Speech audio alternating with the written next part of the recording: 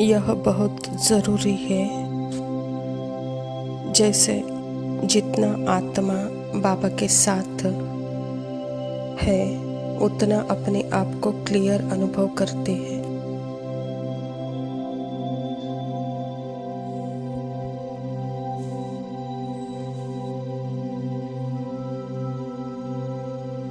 क्योंकि दुनिया को भी जैसे मैं देख रही हूँ, दुनिया वैसे नहीं है, और अपने आप को भी मैं जैसे देख रही हूँ वह भी मेरा सत्य नहीं है।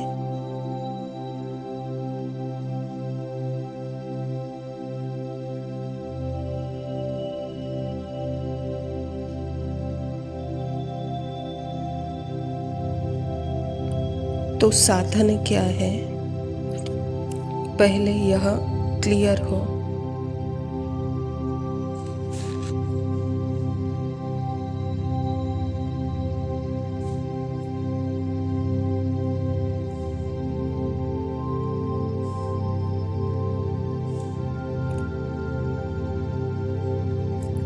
स्थूल साधन तो फोन, कंप्यूटर, यह तो सभी को पता है, यह साधन है।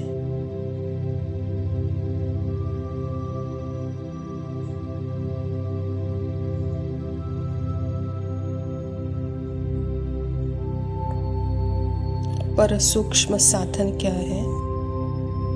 सूक्ष्म साधन मन, बुद्धि, संस्कार, संकल्प, सेंसेशन, जिनके थ्रू आत्मा पूरे अनुभव को रियलिटी के रूप में महसूस करती है।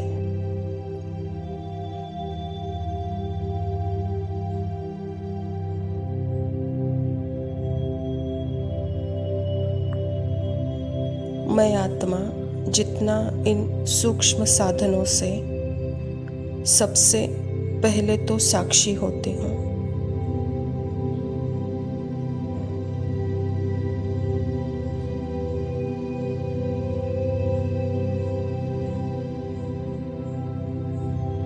फिर देखती हूँ यह मेरे ही अंदर है, और फिर अपने ही अंदर समा लेती हूँ।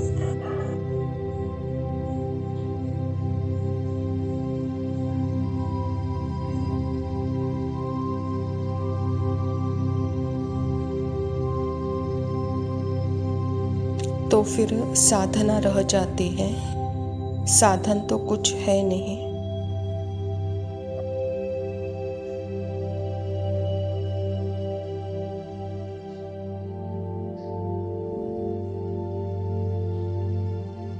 साधन है परमात्मा का प्रेम, और साधन है आत्मा का अपना सत्य।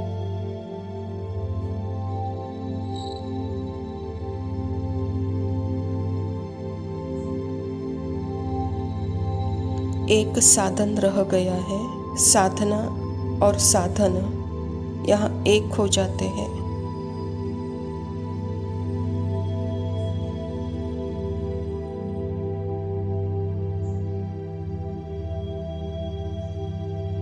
जब सिर्फ परमात्मा ही रियलिटी है, ट्रुथ है, और मैं उनकी दृष्टि पर ही चलती हूँ, उनकी स्मृति जैसे है वही मेरी स्मृति है, तो जो परमात्मा का है सब कुछ मेरा है।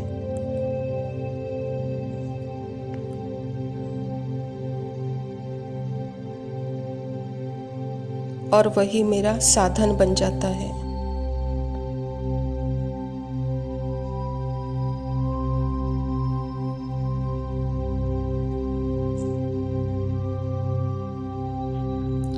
तो साधना और साधन एक हो जाते हैं।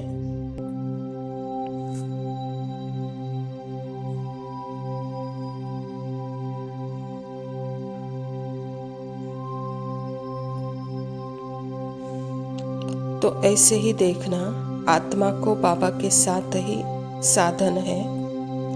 बाकी जो साधन है वह हमारे दुश्मन नहीं है, वह एक शुद्ध इच्छा भी है, एक अच्छी इच्छा भी है। शुद्ध इच्छा के कारण ही अभिव्यक्ति का खेल भी चलता है।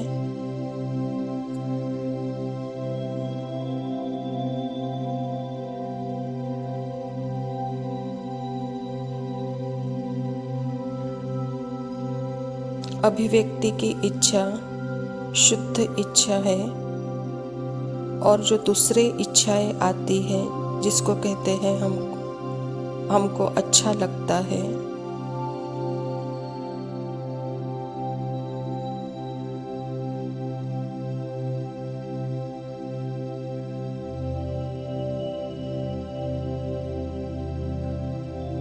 यह अच्छा लगना जैसे अशुद्ध, लेकिन फिर भी आत्मा तो यहाँ अच्छे और बुरे दोनों से भी परे है।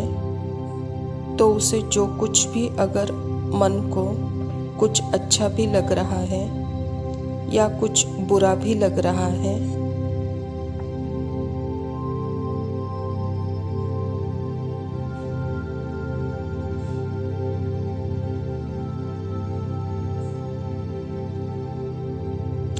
पर मैं दोनों भी नहीं हूँ, मैं दोनों से भी परे हूँ। जब यह क्लियर होने लग जाता है, क्योंकि मैं दोनों से परे हूँ, दोनों भी मैं नहीं हूँ,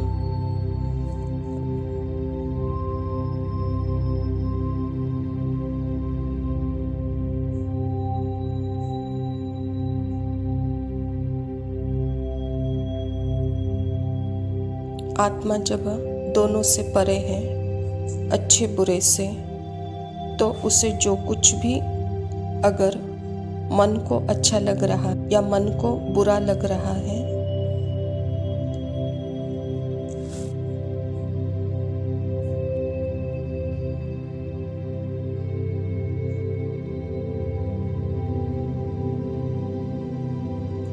पर मैं दोनों नहीं हूँ, मैं दोनों से परे हूँ।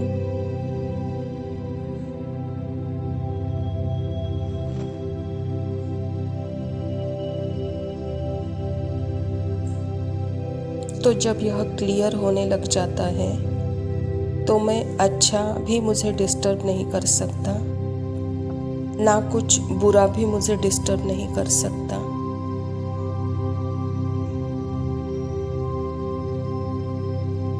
क्योंकि मैं अनडिस्टर्बल हूँ।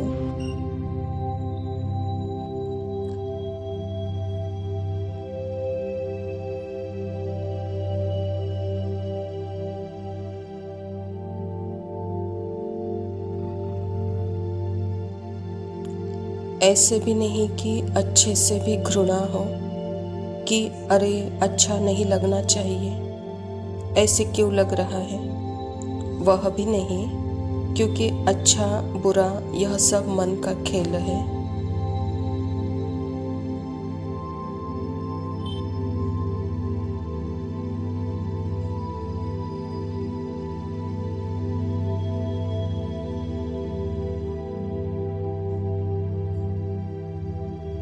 पर मैं कौन हूँ जिससे परे है? यह सत्य जितना आत्मा देखती है उतना ऑटोमेटिकली, जैसे मकड़ी की तरह, वह अपने ही जाल को पूरा ही अपने अंदर समा लेती है।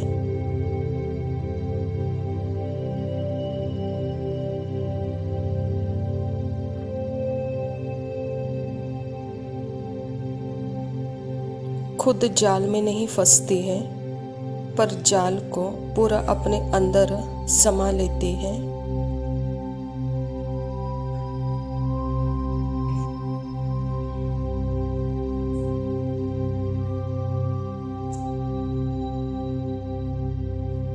जाल खराब नहीं है या अच्छा बुरा, यह एक सिर्फ एक्सप्रेशन है,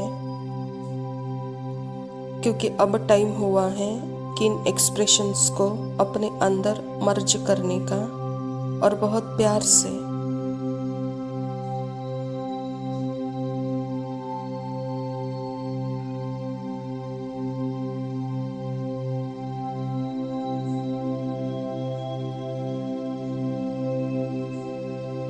क्योंकि जितना आसक्ति परमात्मा में है, अपने सत्य में है, तो वहाँ अनासक्त नेचर मेरा अपना नेचुरली है।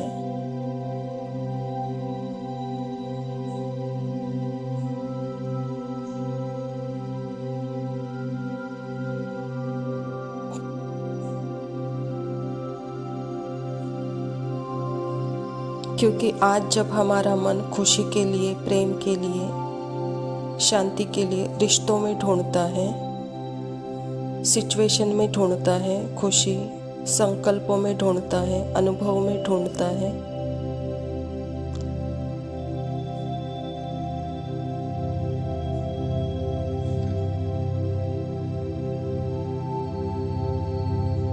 पर जितना मैं आत्मा अपने सत्य को बाबा के साथ प्रेम का अनुभव करती हूँ,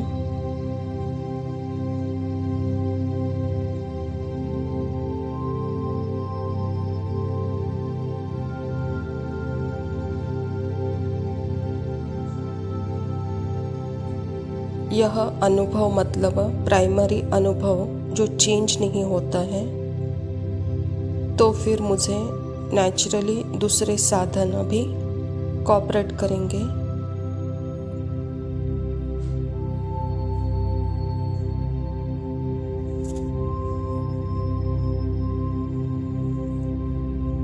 तो फिर सूक्ष्म और स्थूल साधन भी मेरे मास्टर नहीं बनेंगे, अर्थात वे मेरे स्वामी नहीं बनेंगे, मैं उनकी स्वामी रहूंगी।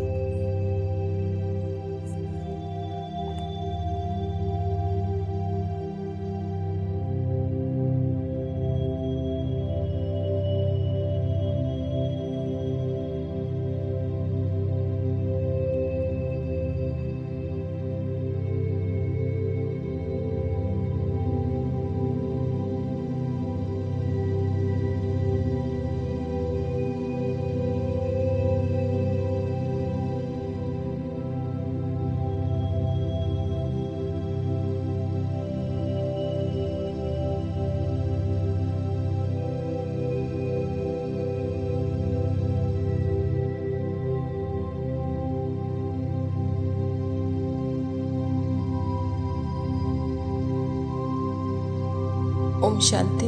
प्रातः मुरली। बाप दादा मधुबन। मीठे बच्चे, नाजुकपना भी देह अभिमान है। रूसना, रोना, यह सब असुरी संस्कार तुम बच्चों में नहीं होने चाहिए। दुख सुख, मान अपमान सब कुछ सहन करना है। स्वयं परमपिता परमात्मा शिव बाबा प्रजापिता ब्रह्मा के तन में आकर के हम बच्चों को आत्मा की स्मृति दिलाकर निराकार का निराकार से मिलन करा रहे हैं, और इसी मिलन को ही हम टाइमलेस मिलन, अर्थात यह मिलन मात्र संगम युग पर हो सकता है, और संगम पर यहाँ सतयुगी संस्कार भी दिखते हैं तो कलयुगी संस्कार भी दिखते हैं, अर्थात आत्मा यहाँ दोनों ही संस्कारों से जैसे डिटैच है अपने संपूर्ण अनादि संस्कारों में। तो अनादि संस्कार अर्थात ही अपने शक्ति स्वरूपों में, जहाँ सहन करने की शक्ति, संभालने की शक्ति, निर्णय करने की शक्ति, परखने की शक्ति मुझे अपनी क्लियर अनुभव होती है। तो बाबा भी कहते हैं कि दुख सुख मान अपमान यह सहन करना है। कहता बाबा, प्रश्न है सर्विस में ढीलापन आने का मुख्य कारण क्या है? उत्तर है, जब देह अभिमान के कारण एक दो की खामियां देखने लगते हैं तब सर्विस में ढीलापन आता है। आपस में अनबन होती है तो भी देहाभिमान है। मैं फलाने के साथ नहीं चल सकता, मैं यहाँ नहीं रह सकती, यह सब नाजुकपना है।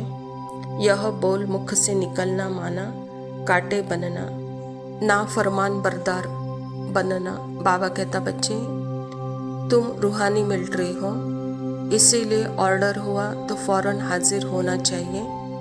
कोई भी बात में आनाकानी मत करो। यहाँ शुरू से ही परमात्मा ने हम बच्चों को आत्मा का ज्ञान देकर आत्मा पर आधारित करने की कोशिश की है। परमात्मा के ऊपर आधारित हम बच्चे हैं, इसीलिए हमारा पहला वायदा ही है, जहाँ बिठाएंगे, जहाँ रखेंगे, जो खिलाएंगे, हम आपके साथ ही रहेंगे। तो बाबा कहता बच्चे आप रूहानी मिलिट्री हो, जो ऑर्डर मिला वहाँ आपको हाजिर होना है, सेवा में कभी भी आनाकानी नहीं करनी है। धारणा के लिए मुख्य सार है, बहुत मीठे, शांत, अति मीठे स्वभाव का बनना है, कभी भी क्रोध नहीं करना है, अपनी आँखों को बहुत बहुत सिविल बनाना है। बाबा कहता आत्मा का स्वभाव ही है मीठा, शांत, प्रेम स्वरूप। तो इस स्थिति का अनुभव करते हुए अपने एक्ट में भी जब आप एक्शन में आते हो तो इन्हीं गुणों का सहारा लेते हुए अपने एक्शन में आओ और ज्ञान को जैसे कर्म में दिखाओ। आंखें सिविल बने, क्रिमिनल नहीं कहता बाबा। दूसरा पॉइंट है, बाबा जो हुक्म करे उसे फौरन मानना है। सारे विश्व को पतित से पावन बनाने की सेवा करनी है, अर्थात घेराव डालना है। परमात्मा का हुक्म है ही बच्चे अपने आत्मा की स्मृति में रहते, जैसे उन्हीं संकल्पों में, उन्हीं स्थिति में, जैसे सारे विश्व को ऐसा एक वाइब्रेशन दिलाओ जहाँ सारी आत्माएं अजागृत अवस्था में आ जाए, और यह आपकी स्थिति सारे विश्व को पतित से पावन बनाने वाली है। यही जैसे कि विश्व को घेराव डालना है कहता बाबा। वरदान है, बाप की याद द्वारा असंतोष की परिस्थितियों में सदा सुख व संतोष की अनुभूति करने वाले महावीर भव। बाबा कहता सदा बाप की याद में रहने वाले हर परिस्थिति में सदा संतुष्ट रहते हैं, क्योंकि नॉलेज की शक्ति के आधार पर पहाड़ माफिक परिस्थिति भी राई अनुभव होती है। राई अर्थात कुछ नहीं, चाहे परिस्थिति असंतुष्ट की हो, दुख की हो घटना, लेकिन दुख की परिस्थिति में सुख की स्थिति रहे तब कहेंगे महावीर। कुछ भी हो जाए, नथिंग न्यू के साथ साथ बाप की स्मृति से सदा एक रस स्थिति में रह सकती है, फिर दुख अशांति की लहर भी नहीं आएगी। परमात्मा की याद हम बच्चों को पहाड़ जैसे परिस्थिति को भी राई बना देती है और राई को जैसे रुई बना देती है। वहाँ दुख अशांति की घटनाएं भी जैसे सुख शांति में परिवर्तन होती हैं। तो बाबा कहता बच्चे इसी को ही महावीर बना कहा जाता है। तो सदा बाप के याद की स्मृति से अपनी एक रस अवस्था से नथिंग न्यू का पाठ पक्का करो और दुख अशांति की लहर से मुक्त रहो कहता बाबा। स्लोगन है, अपना दैवी स्वरूप सदा स्मृति में रहे तो कोई भी व्यर्थ नजर नहीं आ सकता। अच्छा मीठे मीठे से खिला दे बच्चों प्रति माता पिता बाप दादा का याद प्यार और गुड मॉर्निंग। रूहानी बाप की रूहानी बच्चों को नमस्ते। हम रूहानी बच्चों की गुना याद प्यार और नमस्ते। धर्मराज के कानून बार बार अभी गलती मत करो, कठोर हो जाएगा संस्कार। उसको मिटाना मुश्किल होगा, कब जाओगे घर। चंचल मन भटकती बुद्धि पुराना संस्कार। इनको जानो समझो अपना करो उद्धार।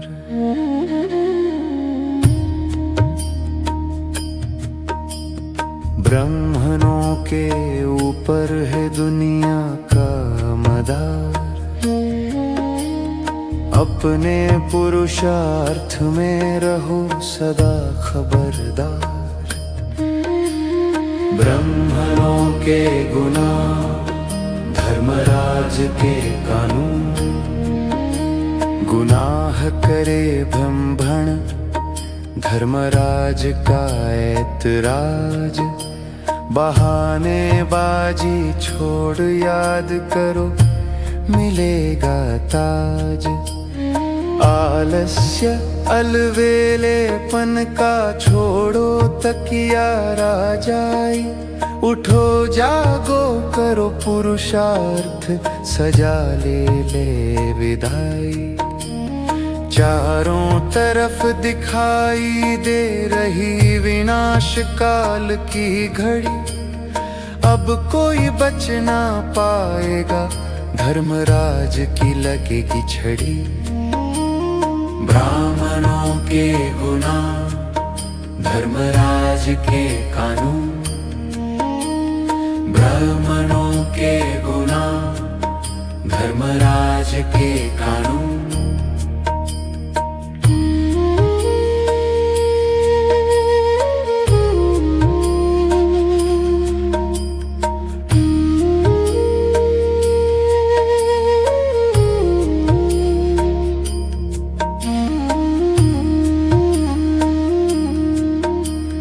हर पल जगना होगा, हर पल रहे होश, ऐसा विकर्म ना हो जो फैले आक्रोश। अब तो अनेक जन्मों के कर्म का हिसाब देने की बारी, अब ब्राह्मण जाग जाओ, ना करो गफलत भारी।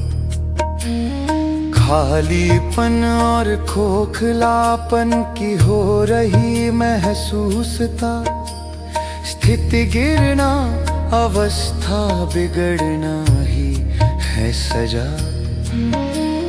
ब्राह्मणों के गुना, धर्मराज के कानून, ब्राह्मणों के गुना, धर्मराज के कानून।